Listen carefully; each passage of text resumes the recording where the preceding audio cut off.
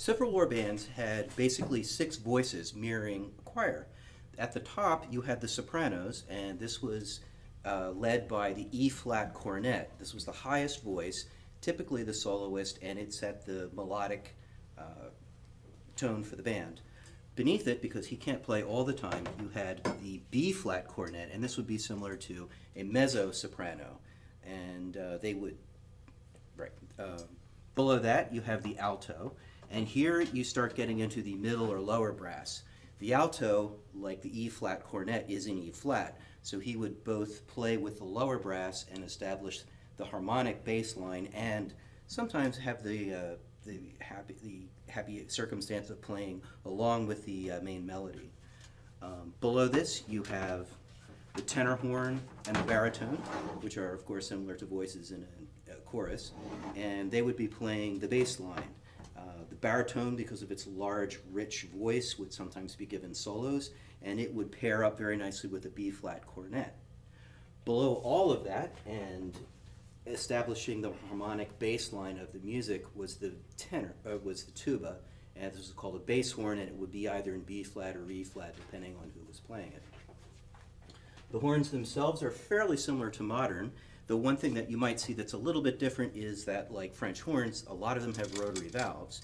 These were a little more expensive to produce, but they're very quick and light, easy to handle.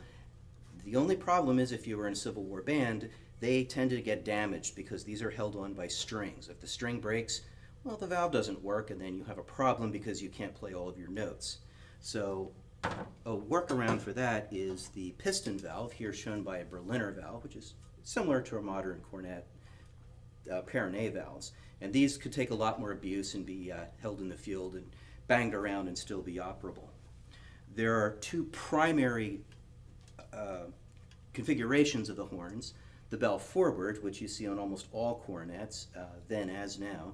And then when you go down the line into the middle and lower brass, you have the upright, because this would be really complicated and hard to hold forward to play. And of course, you'd be playing right into your music stand. So they play upward. Unique to the American continent, and begun in the 1840s by a man named Dodsworth, is the over-the-shoulder horn. And these were played to the troops behind the band. Civil War bands were put at the head of the column, and as Dodsworth said, we wanted to play to the troops behind us, not to the no one in front of us or God above. So these would play back towards the troops, and of course they marched at the front of the column rather than the back and get choked by dust. These E-flat cornets and the over-the-shoulders were very popular through about the 1890s, when American tastes changed and the E-flat cornet fell out of favor to trumpets, which are in B-flat. They had lyres back then, and these fit very nicely in the little lyre holders, but unfortunately they were round, and because they're not like our modern square one, well, where's it going to end up when I stick it in there?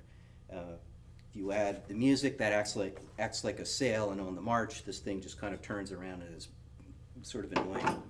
The other feature you may notice is there is no water key or spit valve, so to empty out your horn, you basically depress your valve, pull out your tuning slide, and drop whatever fluid's inside.